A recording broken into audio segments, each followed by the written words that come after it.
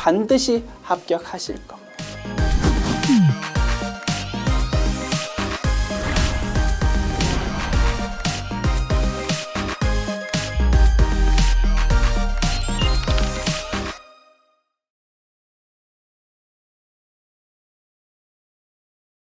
안녕하세요. 전산회계 1급 특별회차 기출문제 이론편 보겠습니다.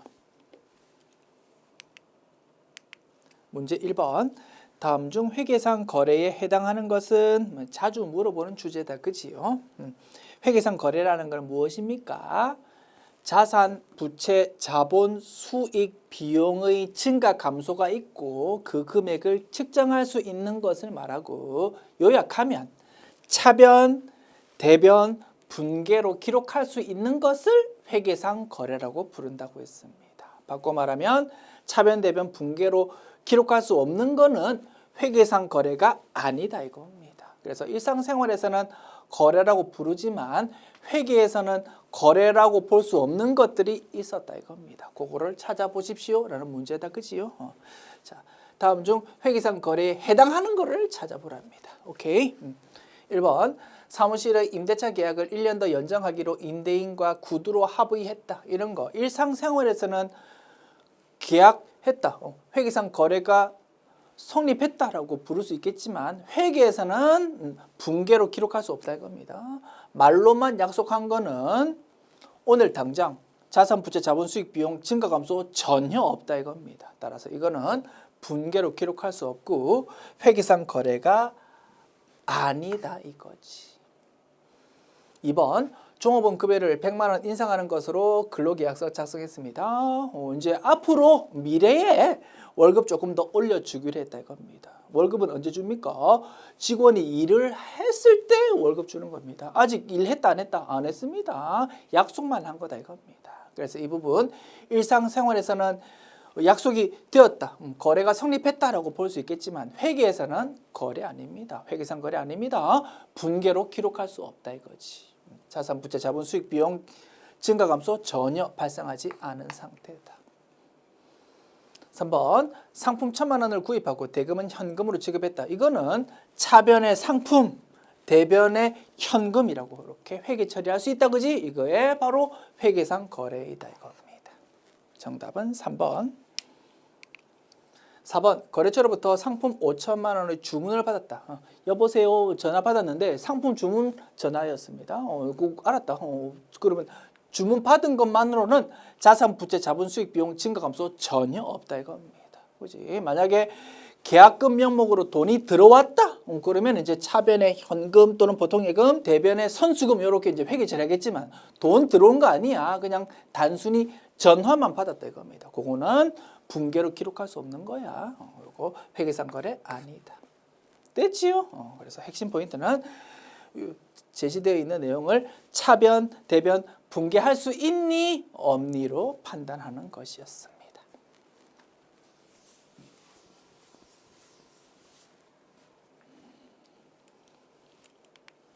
문제 2번. 다음 중 현금 및 현금성 자산에 해당하지 않는 것은 이것 또한 자주 출제되는 내용이다. 그지? 현금 및 현금성 자산 세 가지 구성 요소가 있다. 그지? 현금, 요구불 예금,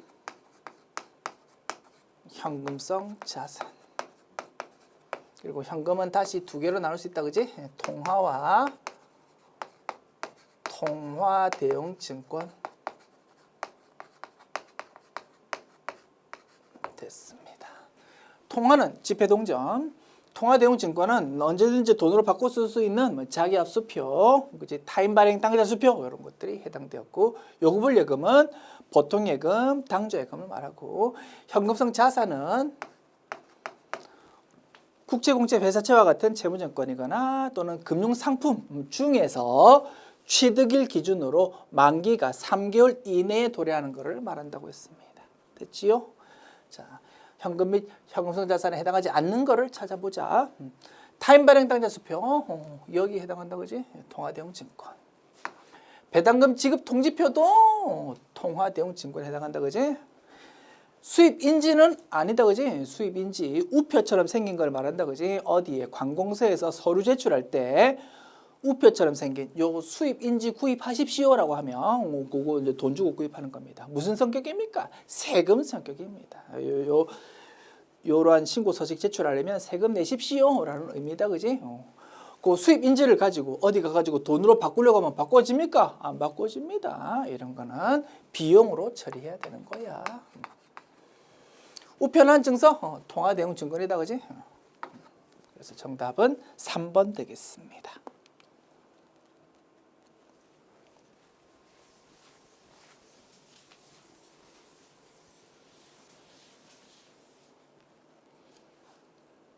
문제 3번.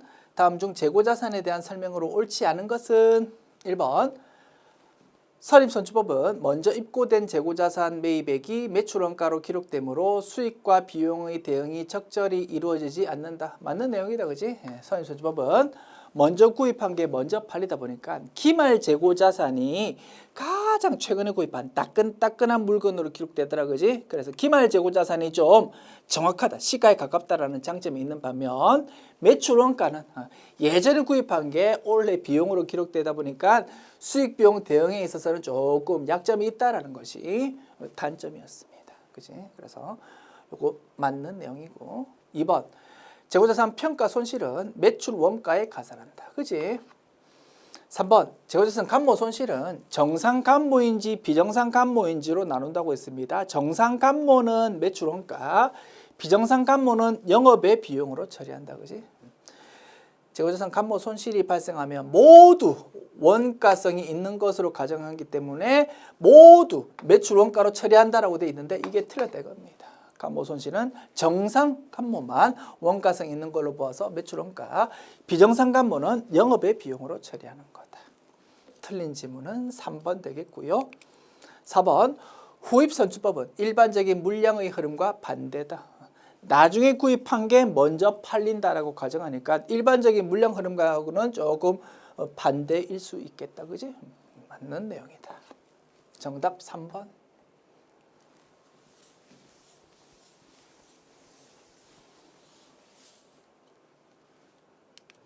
문제 4번. 다음은 유형자산의 감가상각에 대한 설명이다. 아래의 기억 안에 들어갈 알맞은 단어는 무엇일까요? 자, 유형자산의 감가상각 방법에는 정액법, 체감잔액법, 연수학계법, 생산량 비례법 등이 있다.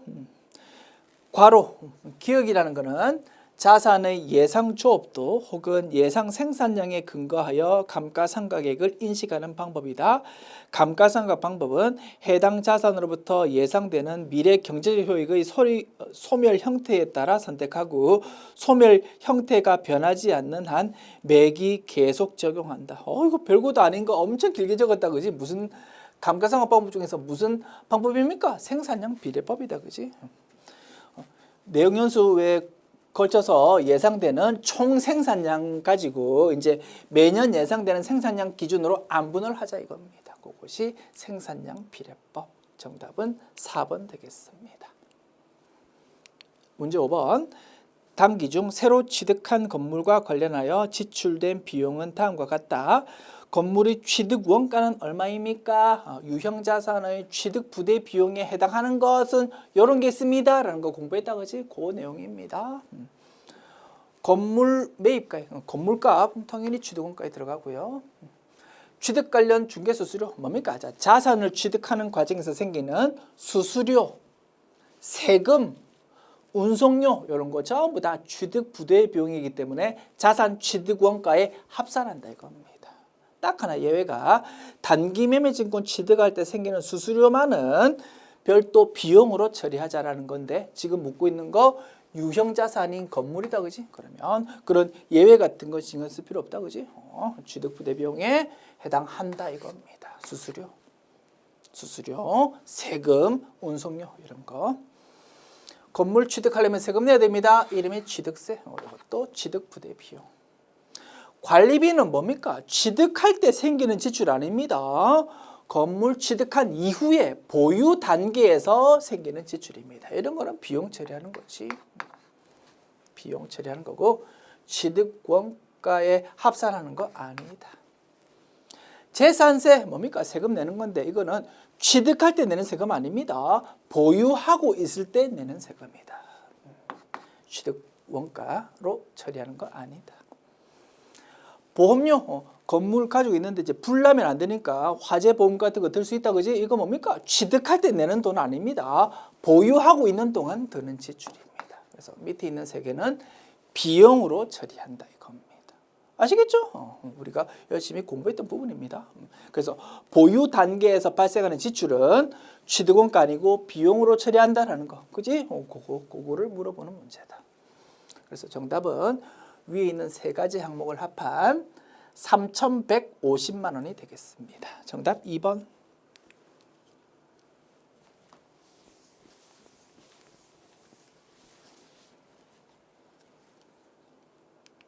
문제 6번. 다음 중 부채에 대한 설명으로 가장 옳지 않은 것은 1번. 일반적인 상거래에서 발생한 외상대금은 외상매입금으로 표시한다. 그지?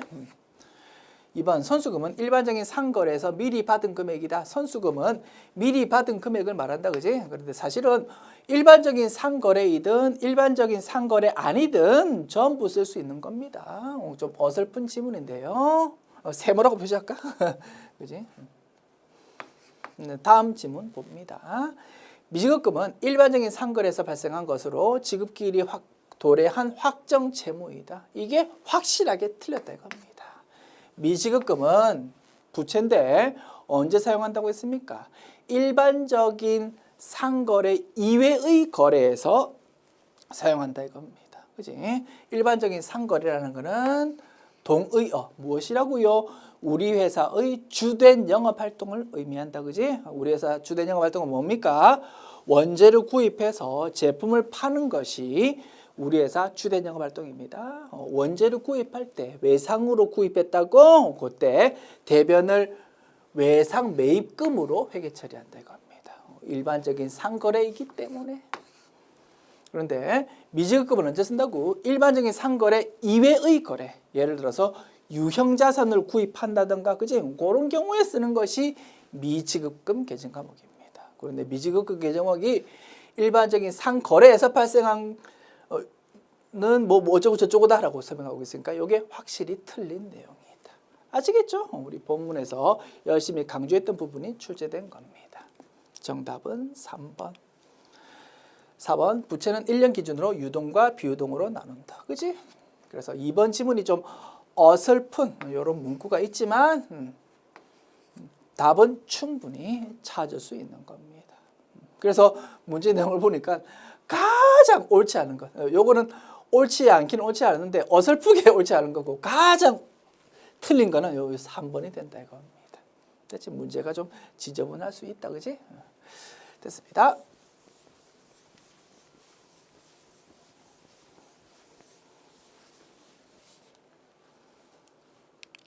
문제 7번. 다음 중 영업 외 손익에 해당하지 않는 것은 채무 면제 이익 영업 외 비용이고, 그지?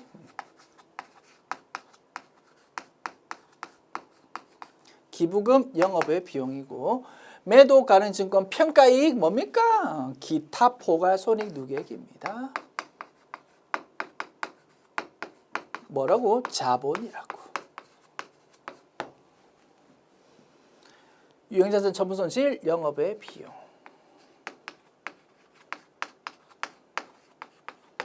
정답은 3번 되겠습니다.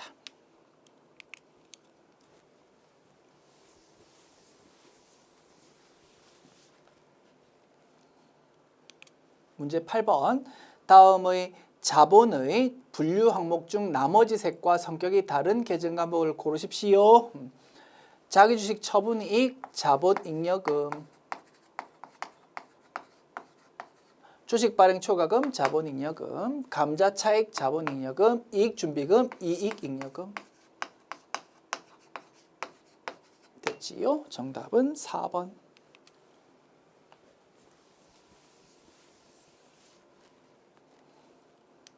문제 9번.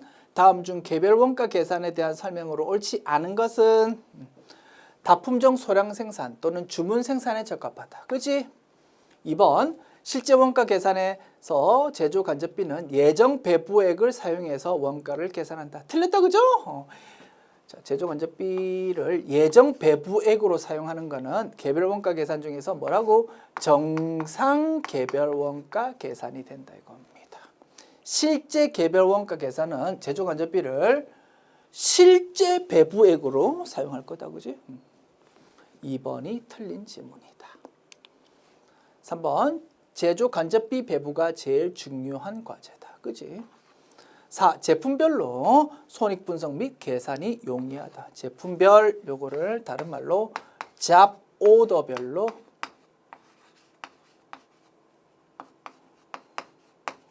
이렇게 바꿔 쓸 수 있고, 이거를 뭐라고? 개별 작업별 이렇게 번역하더라 이겁니다. 그지? 제품별, 잡오더별, 개별 작업별 이걸로 원가를 계산한다. 됐습니다. 지웁니다.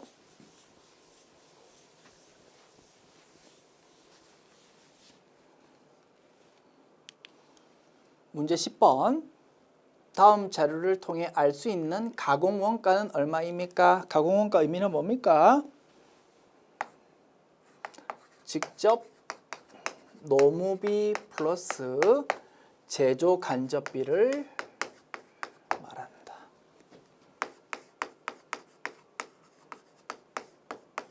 그치? 자, 직접 노무비 100만 원. 제조 간접비는 간접 재료비 플러스 간접 노무비 플러스 제조 경비를 말한다, 그지? 제조 경비는 사실 직접 제조 경비, 간접 제조 경비로 나눌 수 있지만 실물을 보면 직접 제조 경비는 거의 찾아보기가 어렵다 이겁니다. 그러다 보니까 제조 경비에 대해서 간접 제조 경비만 제시되어 있는 거다. 그지? 그러면 이거 전부 합하면 되겠습니다. 그러면 가공가는 하나, 둘, 셋, 넷, 네 가지를 합한 금액이다. 그지? 얼마입니까? 30, 90만 원이고, 이거 100만 원이고, 190만 원 되겠습니다. 정답 3번. 문제 11번 봅시다. 다음은 원가 행태를 조업도에 따라 나타낸 그래프이다. 그래프와 원가 종류가 바르게 연결된 것은 맞는 거를 찾는 문제다. 그지? 오케이. 1번. 변동 원가라고 제목 붙여져 있고, 총원가와 조업도 그래프가 이렇게 생겼습니다. 맞습니까? 틀렸습니까? 틀렸다. 그지? 그래프가 나타내고 있는 원가는 무엇입니까? 고정 원가가 되겠습니다. 어떠다고요? 조업도 증가 감소와 관계없이 총원가가 항상 일정하다 이겁니다. 2번 고정 원가라고 제목 붙여져 있고 단위당 원가와 조업도 그래프가 이렇게 생겼습니까? 이렇게 생겼습니다. 맞습니까? 틀렸습니까? 맞다 이겁니다. 정답은 2번 되겠다, 그지? 자, 고정 원가가 총원가 100만 원이다 라고 가정합시다. 조업도 한 개일 때는 100만 원 나누기 1, 단위당 원가가 100만 원입니다.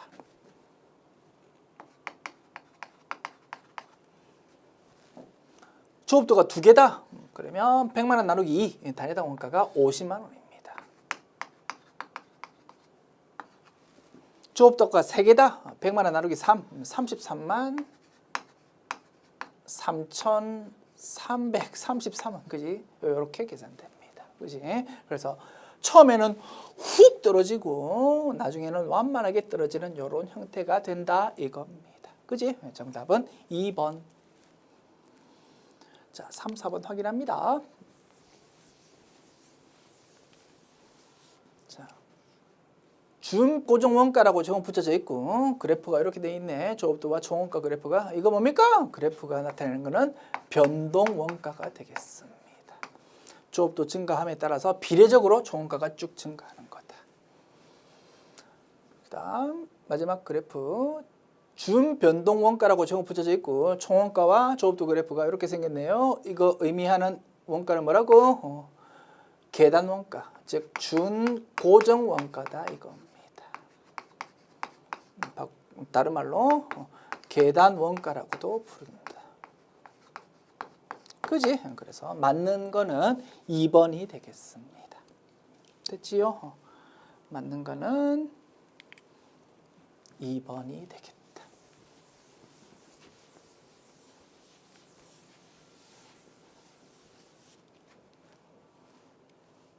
문제 12번. 다음 중 원가 배분에 관한 설명으로 틀린 것은 1번.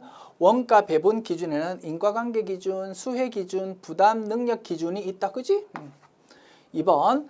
보조 품문 원가를 제조 품문에 배분하는 방법에는 직접 배분법, 단계 배분법, 상호 배분법이 있다. 그지? 3번. 상호 배분법은 계산이 단순하지만 정확성이 떨어지는 단점이 있다. 틀렸다. 그죠? 상호 배분법은 제일 정확합니다. 서포트 부문 간에 주고받는 거를 정확하게 다 고려한다 이겁니다. 정확하긴 한데 계산이 조금 복잡하다라는 단점이 있었습니다. 그래서 3번 지문이 틀린 내용이다. 정답 3번. 4번. 수개의 부문이 공동으로 사용 기계장치의 감가상각비를 각 부문에 배분하기 위한 합리적 배부 기준은 부문별 기계장치 사용 시간이다. 맞겠지, 그지? 여러 부문에서 같이 쓰는 기계장치가 있습니다. 자, 1년치 감가상각비 금액이 있습니다. 자, 요 원가를 각 부문에 배분해야 되는데 어떤 배부 기준이 제일 적합하겠습니까? 각 부문별로 그 기계 쓴 시간 기준으로, 그지? 기계 A라는 부문은 그 기계를 10시간 썼고 B라는 부문은 2시간 썼습니다. 그러면 10대 2 비율로 안분해야 합리적일 거 아닙니까? 그지? 그 말입니다. 됐습니다.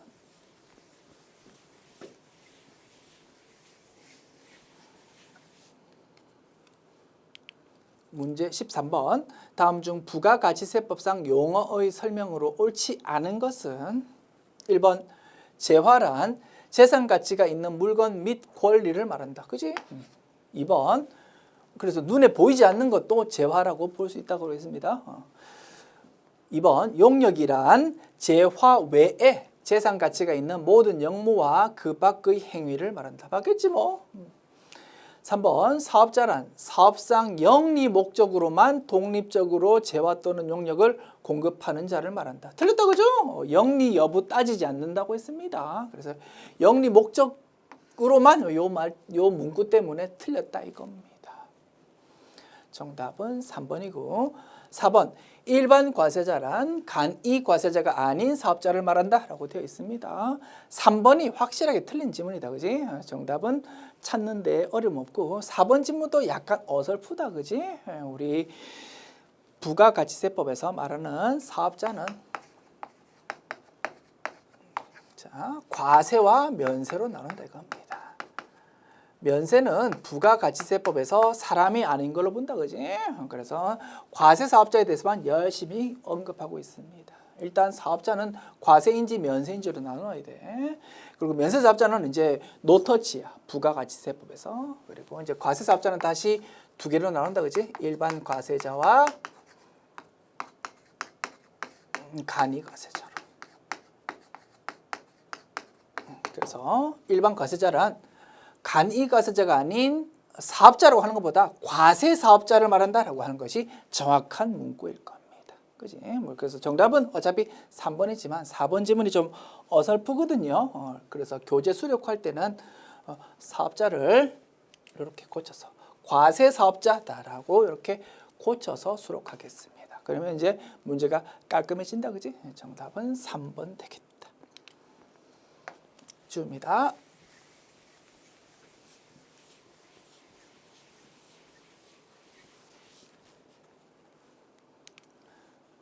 문제 14번. 다음 중 부가가치세법상 세금 계산서에 대한 설명으로 가장 올바르지 않은 것은 1번.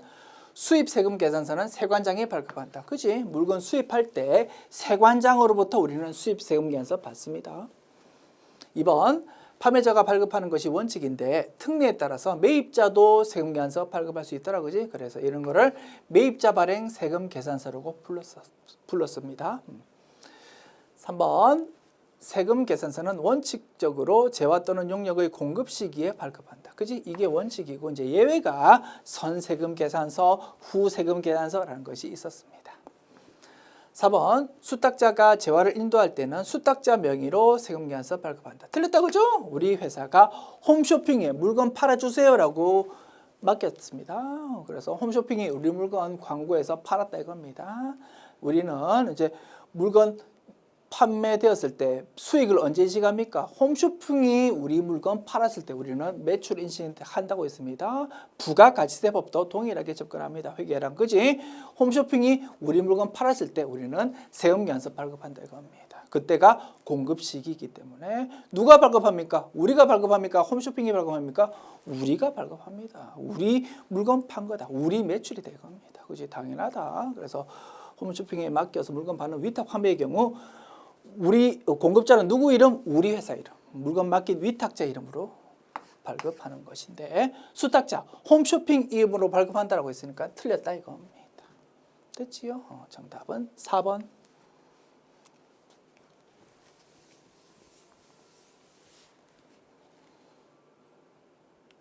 문제 15번. 다음 중 부가가치세법상 재화의 수출 시 영세율을 적용하는 이유는 무엇입니까? 영세율 적용하는 이유는 뭡니까? 소비지국 과세 원칙을 구현하기 위해서. 그리고 수출을 촉진한다라는 그런 취지도 있을 거다 이겁니다. 그지? 정답은 4번 되겠습니다. 지금까지 특별회차 기출문제 풀어보았습니다. 수고하셨습니다.